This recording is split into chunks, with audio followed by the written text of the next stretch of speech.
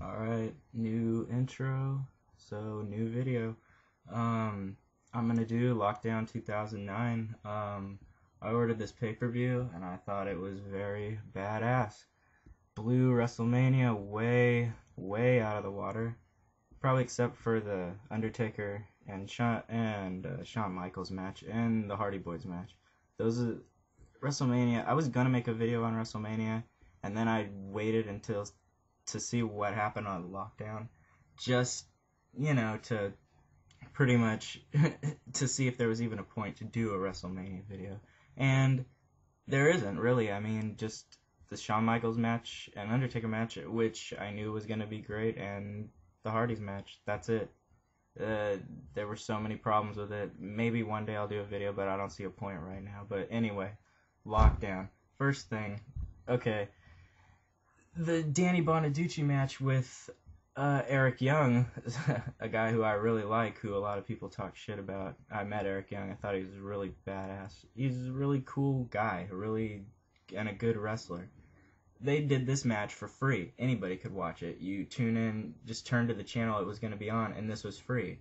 Okay, WrestleMania didn't even show Miz and Morrison versus Carlito and Primo, so which is something they could have done to get people to buy it, maybe to be interested, but no, they don't even show that match. They make it a dark match. This, they show the match that probably the people least would have wanted to see. They show it for free, and it wasn't that bad of a match. Danny Bonaducci, I watched the Hulk Hogan celebrity thing, and I thought he was the best out of the people. I don't really like Dennis Rodman. He's just one of those big guys. If he was a wrestler, he would be like you know Lance Hoyt, Test, kind of like just the big guy that does the big boot. It's not really interesting. But Danny Bonaducci, he could take bumps. He was way into it. So yeah, this was a good match, and Eric Young won, of course, and I thought it was pretty good.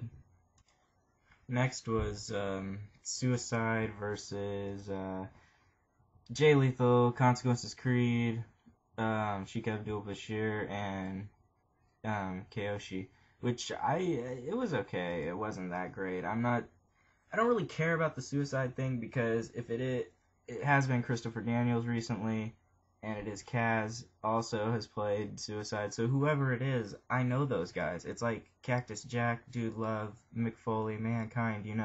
It's still them. So give them a little credit. They are busting their ass, especially with that hot ass mask on and in the full bodysuit. Whoever it is, they're still doing some good moves. I don't really like Suicide being the champion. I bought the game. The game's mediocre. It has like the move. I'll do a review on the game one day, but it's not that great of a game. I want there to be a sequel though. If they made a second game, they could probably improve it a lot. And people say Midway's going out of business. It went bankrupt, but there still is a branch in London. I'm pretty sure it's in London, and it's still going good, and they're still gonna make games. So they still might make a sequel, which I think they should make it be called Lockdown, and then just bring in the steel cage thing into it. Keep the Ultimate X. I'll do a video on it, but I think they should keep making the video games. But as for Suicide, it's just I like Christopher Daniels and I like Cass, so if they're busting their ass under that mask, I respect them for it. I don't really like a fictional character being the champion, but WWE has done a lot worse. Eugene being tag team champion. I can't really think of anything right now, but they've done worse, and TNA's only been around for 7 years. Give them a break. All right, ODB versus what's her name, Bolt, and Daphne, sick, okay, and Madison Rain, whoever the hell that is. I'm so glad that Daphne's back to her old self. That's one of the main things I think TNA's done very well. Like, not really the transformation from being the stupid Sarah Palin thing to Daphne, but I'm just glad that she's back as Daphne. Anyway, this match is bullshit. ODB won, and this guy, I have a problem with people who are wrestlers and have my name. Okay, I don't have a problem with Cody Rhodes, but Cody Deaner, this guy is a fucking idiot. He looks like The Miz with a mullet. Just look at this guy's face and think of The Miz acting like a hick. That's this guy. He's a completely stupid wrestler, should not be on the roster, is a waste of money. I mean, I might do a video just on people that are a waste of money. He'll be at the list, but mostly the people that are a waste of money in TNA are the women. But this match was bullshit, and pretty much that's it. Motor City Machine Guns versus LAX versus No Limit. This was a really fast-paced, really badass match. This is like what TNA should be bringing to the table all the time, which I'm very glad they brought this to this pay-per-view to show up WrestleMania. This was way better than Money in the Bank, which had a ton of botches. It's horrible. I mean, Money in the Bank, the stuff they did in Money in the Bank this year, it's stuff that TNA will do on a regular TV show, you know, just on an episode of Impact. So, like, they do things that TNA does on a regular weekly basis. They save it up for one pay-per-view of the year. So it's pretty much bullshit. But yeah, No Limit versus LAX versus Motor City Machine Guns. Crazy match. Chris Sabin got dropped on his neck almost. Just so many crazy spots. Just like Hernandez doing his thing, throwing people into the cage almost. It was just a really great match, and what TNA should focus on more to get like the younger crowd into their product. Matt Morgan versus Abyss, crazy ass hardcore match. A lot of crazy blood, a lot of bleeding, a lot of tacks, a lot of glass. And Abyss cramming that glass right into his forehead right at the end was a pretty good finish, and I dug on that match a lot. So I did like that. I mean, they should keep up at least they should make maybe a hardcore title. I mean, why not? Give it to Abyss all the time, pretty much. I mean, he never ends with his ridiculous taking bumps and stuff for this company, so give him a belt. Angelina Love versus Taylor Wilde versus Awesome Kong. Okay, this match was insane.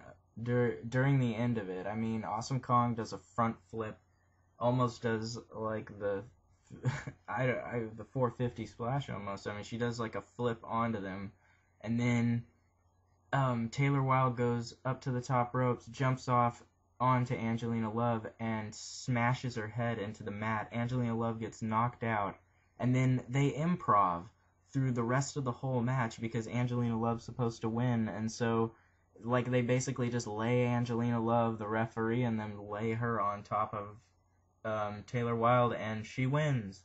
I mean, I don't have a problem with her being the champion. It's a change, but that was a crazy, weird ending, and it was a real botch and a real mess up, so it was pretty ridiculous. I mean, like, just, I don't know. I don't like the Beautiful People at all. I hate them. I've said that in other videos, but this was a really crazy ending, and I mean, it's cool she has the belt, but you just gotta see it. It's weird.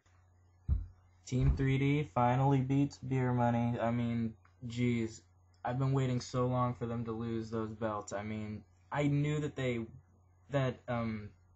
IWGP titles would not be lost on a TNA pay-per-view or even over in America. It just wouldn't happen. So I knew Team 3D was going to win. But they did it in a good way, slamming the cage door, hitting the 3D. It's really cool. I mean, I'm glad that they won the belts, and they deserve them way more than Beer Money. I hate Robert Roode. I don't have a problem with James Storm, but they're just not a cool tag team to me. Team Jared versus Team Angle, pretty decent. Lethal Lockdown. I mean, AJ hitting that spot, jumping through the cage, really insane. I mean, just pretty much a solid Lethal Lockdown match, weapons, stuff like that. It was cool, but AJ's spot was the sickest. And finally, Foley winning the TNA Heavyweight Championship from Sting. Really surprise ending on TNA's part. I mean, I'm definitely going to be buying this pay-per-view on DVD. This is a legendary match up there with Hogan versus Rock. I mean, I really hope this puts TNA up on a higher pedestal and puts their name out there for people to see.